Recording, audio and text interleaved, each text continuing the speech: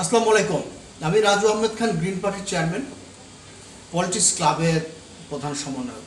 আজকে যে বিষয় নিয়ে আপনাদের সামনে এসে হাজির হয়েছি সেটা হচ্ছে যে ক্যালেন্ডারের পাতা উল্টায়, দিন যায় দিন আসে। 5ই আগস্ট গেল, জানুয়ারি গেল, এখন ফেব্রুয়ারির দিকে চলে আসছে। সামনে নির্বাচন হবে। নির্বাচনের জন্য হয়তোবা 4টা সংস্কার কমিশন তাদের নথিপত্র জমা দিয়েছে। সেখানে অনেক অনেক বিষয় আসছে যেগুলোর মধ্যে কাটাই ছাটাই হবে, বাচ্চাট হবে, কাটছাট হবে। আবার কিছু কিছু আছে খুবই ভালো, যে 40% ভোট না পেলে সেখানে পুনর্নির্বাচন হবে বা ইত্যাদি, এরকম আরও কিছু এখানে ইনক্লুড করা হয়েছে। তার মধ্যে আসন সংখ্যা 505, 400টা প্রত্যক্ষ ভোটের মধ্যে আবার নারী আছে 100, তার মধ্যে 105টা আছে যেগুলি উচ্চকক্ষ। এগুলোর মধ্যে অনেক বিতর্ক আছে। 105টার মধ্যে আবার শুনলাম 5টা নাকি রাষ্ট্রপতি নিজেই নিয়োগ দিবেন বা মনোনয়ন করবেন। মানে আসলে এইগুলো কি কোন সংবিধানের আওতায় হচ্ছে আমি জানি না। আর সংবিধান সংস্করণ সংশোধনের কতটুকু কি হচ্ছে না হচ্ছে জানা যাবে।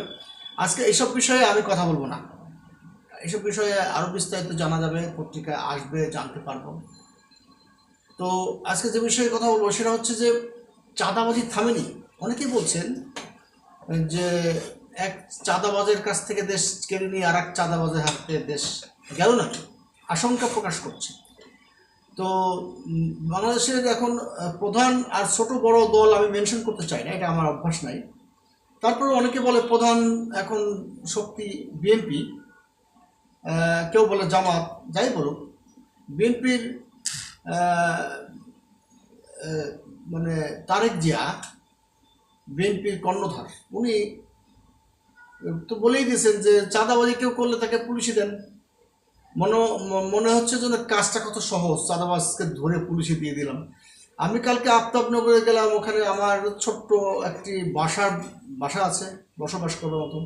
ওখানে অনেকেই আমাকে কানে কানে বললেন, খুব কানে কানে, যে ভাইজান, যে বিভিন্ন দোকানে দোকানে 200 টাকা করে চাঁদাবাজি হচ্ছে বিএনপির নামে। তাই আমি বললাম যে মানে বিএনপি বলতে যে তার মুখটা থেমে গেল, ভয় পেল।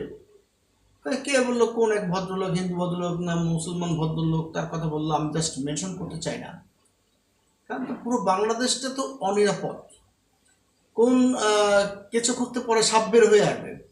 তা এমন হতে পারে যে এটা বিএনপির লোকজন না, এটা টিএনপির লোকজন বা অন্য কেউ, যারা বিএনপির নাম দিয়ে চাঁদাবাজি করছে এবং একটা অস্থিতিশীল পরিবেশ তৈরি করার চেষ্টা করছে, এটাও হতে পারে।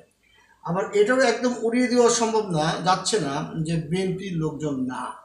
মানে বিএনপি আসলে একটা এমন বড় একটি রাজনৈতিক দল, তারা বিভিন্নভাবে যে স্টাইলে বাজারে ঘাটে, লঞ্চ ঘাটে, বাস স্ট্যান্ডে, বিভিন্ন জায়গায় যে চাঁদাবাজির সিস্টেমটা আগে চালু ছিল, মানে বলা হতো এটা আওয়ামী লীগের লোকজন করেছে বা ক্ষমতাসীনরা করেছেন। এখন সেটা বলা হচ্ছে যে শুধু হাত বদল হয়েছে, মানে এখন আওয়ামী লীগ যেটা করতে এখন বিএনপি সেটা করছে। আমি জানি না যারা এখন ক্ষমতায় আছে, মানে অন্তর্বর্তীকালীন সরকার, এই সরকারের লোকজন এই সমস্ত চাঁদাবাজির সঙ্গে আছে কিনা। এবং এটাও অনেকে বলাবলি করছে যে সার্জিস নিজেও বলছে যে আমার নাম ভাঙিয়ে কেউ কেউ টেন্ডারবাজি করছে। এই যে নাম ভাঙানোর সার্জিস তো আর বিএনপি করে না, বৈষম্যমূলক ছাত্র আন্দোলনের নেতা। যদিও সে ওই সরকারে যায়নি, কিন্তু সরকার ভাইটাল রোল প্লে করছে বিরোধী ব্যানারে। সরকারের সহকারী, সরাসরি সরকারে যায়, মানে সরকারের মাঠ পর্যায়ের সহকারী। তো যাই হোক, সেই সার্জিস এখন অনেক পাওয়ারফুল হয়ে গেছে, তার নামে বেনামে চাঁদাবাজি হচ্ছে, টেন্ডারবাজি হচ্ছে, এগুলো শুনছি এবং পত্রপত্রিকায় দেখলাম সার্জিস নিজেই বলেছে। তো বিএনপির মতো এত বড় দল সে কীভাবে কন্ট্রোল করবে? আসলে পুলিশ প্রশাসনকে ঢেলে সাজিয়ে নিরপেক্ষ দৃষ্টিভঙ্গিতে তাদেরকে পাওয়ারফুল করা দরকার আছে, এবং চাঁদাবাজি বন্ধ হওয়াটা দরকার। মানে এটা যে কোনো মূল্যে, যদি এমন হয়ে থাকে কোনো কোনো লোকের পেশায় চাঁদাবাজি, তাদেরকে ধরে ধরে চাকরি দিন, ব্যবসা দিন, পুঁজি দিন, যাই করেন, তাদেরকে রাইট ট্র্যাকে ফেরত নিয়ে আসতে হবে। গ্রিন পার্টির পক্ষ থেকে এইটুকুই বলবো, বেশি বলবো না। বেশি বলতে গেলে অনেক কথাই বলতে হবে, আর অনেকগুলো ইস্যু আছে। আজকের ইস্যুটা চাঁদাবাজি। চাঁদাবাজদের প্রতি আমার খুব ক্ষোভ আছে, কিন্তু জিঘাংসা নাই। কারণ চাঁদাবাজরা হয়তো মনে করে যে তারা 15 বছর 17 বছর যারা খাইছে, যে সমস্ত পয়েন্টগুলো থেকে চাঁদাবাজি করা যায়, আমাদের সুযোগ আসছে আমরা খাবো। কিন্তু এই খাওয়া খাওয়ি রাজনীতি থেকে আমাদের বের হয়ে আসতে হবে। কেউ একজন মৌলানা, মানে ইসলামিক চিন্তাবিদ, আমি নামই বলে ফেলি, আজহারি, বলেছিলেন যে একদল খেয়েছে আর একদল খাইতে আসছে। এটা নিয়ে নানান বিতর্ক, কিন্তু কথা তো সত্যি রে ভাই। কোনো বিএনপির নামও বলে নাই, জামাতে ইসলামের নামও বলে নাই, শুধু বলছে একদল খাইছে আর একদল খাইতে আসবে। এই খাওয়া খেয়ে রাজনীতি আসলে বন্ধ হওয়া উচিত। আজারি বলুক আর যেই বলুক, এর মধ্যে আবার কেউ না বলছে বিএনপি দুদু ভাই বলছে আজারি না মাজারি, এটা নিয়ে অনেক বিতর্ক, কটাক্ষ, তাচ্ছিল্য হয়েছে। তো বাংলাদেশে একটা দুই রকমের প্যারামিটারে মানুষের চিন্তাভাবনা ভাগ হয়ে গেছে। একদল ইসলামপন্থী, একদল ইসলামপন্থী না, ইসলামের মুসলমানই, বাট তারা ধর্মভিত্তিক রাজনীতি চায় না, এরকম মতভেদ আছে। এর মধ্য দিয়ে একটি সুন্দর জিনিস উপস্থাপন করতে হবে, যাতে কেউ কোনো ওই রাজনীতির মাঠে কিছু বিক্রি করতে না পারে। একদল মুক্তিযুদ্ধ বিক্রি করছে, মুক্তিযুদ্ধের চেতনা বিক্রি করছে, একদল বঙ্গবন্ধুকে সেল করছে, বলছে এটা আমাদের 1000 বছরের পুরুষ।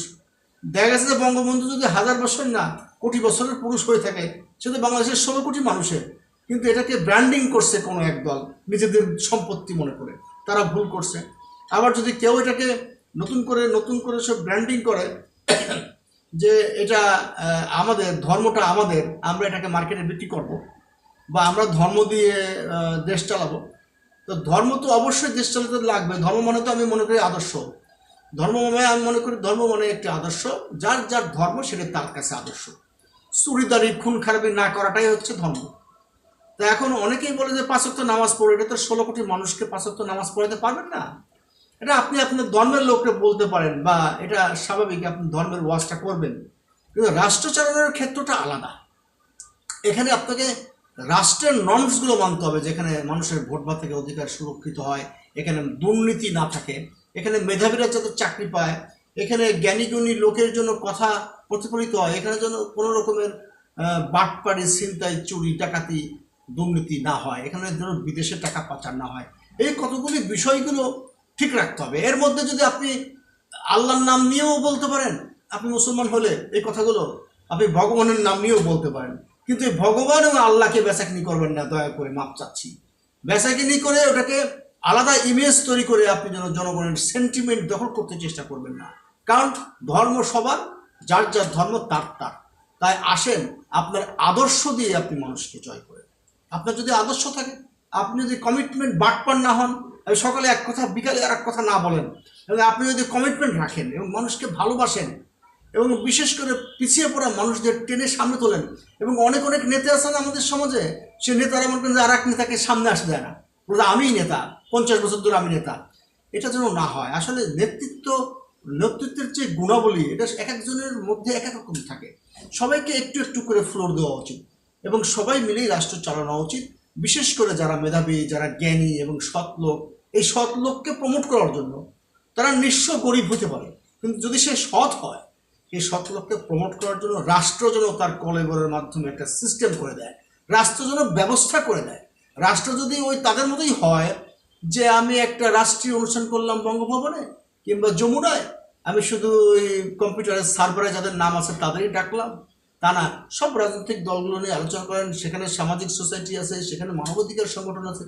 মোট কথা হচ্ছে এই রাষ্ট্র যেহেতু সবার, সেহেতু এখানে কেউ কারোর চেতনা বিক্রি করতে আসবে না। এটা হচ্ছে আমাদের গ্রিন পার্টির বক্তব্য।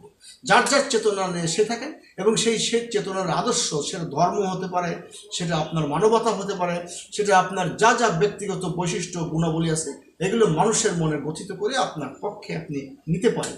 আপনার কথা যদি মানুষ সমর্থন করেন, তাতেও আপনার ভালো। আপনাকে যদি সমালোচনা করে, কেউ বিরুদ্ধচারণ করে, আপনি যদি কেউ বিরুদ্ধে কথা বলে, আপনাকে যদি আপনার মতামত কিন্তু মেনে না নেয়, তাকে ঘৃণা করা থেকে বিরত থাকুন। তাকে ঘৃণা করা যাবে না। যে আপনাকে পছন্দ করে না, তাকে আপনি ল্যাং মারবেন। এই রাজনীতি আমরা চাই না। গ্রিন পার্টি এই ধরনের একটি প্ল্যাটফর্ম তৈরি করতে চাচ্ছে। সবাই ভালো থাকবেন। আজকের এই আলোচনা আমি বাড়াবো না, আগামীতে আমি কিছু কিছু করে বিভিন্ন বিষয়ে আলোচনা করতে চাই, এবং মানুষের ভুল ভাঙিয়ে একটি সঠিক জায়গায় আমরা যেতে চাই, যেখান থেকে বাংলাদেশ ভালো থাকবে, বাংলাদেশের মানুষ ভালো থাকবে। সবাইকে আন্তরিক অভিনন্দন, শুভেচ্ছা, আসসালামু আলাইকুম।